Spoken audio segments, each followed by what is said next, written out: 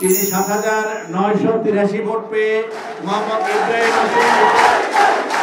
Vote গ্রহণ শেষ হওয়ার ১২ ঘণ্টা পর চাকসুর ফল ঘোষণা করা হয় বৃহস্পতিবার ভোর ৪:৩০টার দিকে। বিজয়ীদের নাম ঘোষণার পর উল্লাসে ফেটে পড়েন হাজারো শিক্ষার্থী। বহু বছরের প্রতীক্ষার পর যে নির্বাচন হলো তা নিয়ে কর্মকর্তারাও উচ্ছ্বসিত। সফলভাবে নির্বাচন শেষ করে ফলাফল ঘোষণা।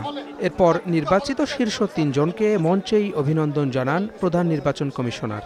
অত্যন্ত সৌভাগ্যবান যে চাকসুর এই ৭ম আয়োজনে একটি সফল আয়োজন শেষ করে নির্বাচিতদের নাম ঘোষণা করলাম।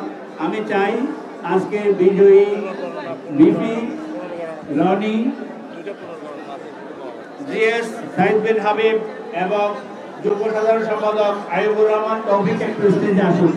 এদিকে ২৬ সদস্যের চাকসু প্যানেলে ভিপিজিএস সহ ২৪টিতেই জয়ী শিবির সমর্থিতরা। তবে এজিএস পদে জিতে এসেছেন ছাত্র দলের আইয়ুবুর রহমান তৌফিক, আর বিনির্মাণ প্যানেল থেকে জয়ী হয়েছেন একজন।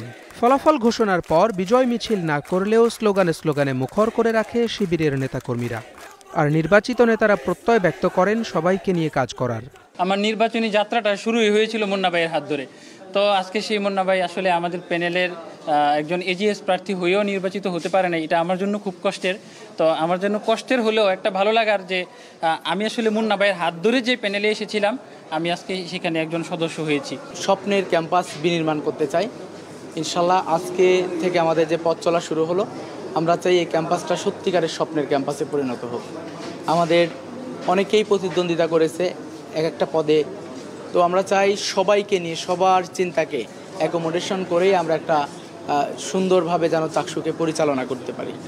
কেন্দ্রীয় সংসদ ছাড়াও ফল ঘোষণা হয়েছে হল সংসদে, তবে অভিযোগের পরিপ্রেক্ষিতে স্থগিত রাখা হয়েছে 2টি হল সংসদের ফলাফল। চাকসুতে এবার ভোট দিয়েছেন ৬৫% শিক্ষার্থী।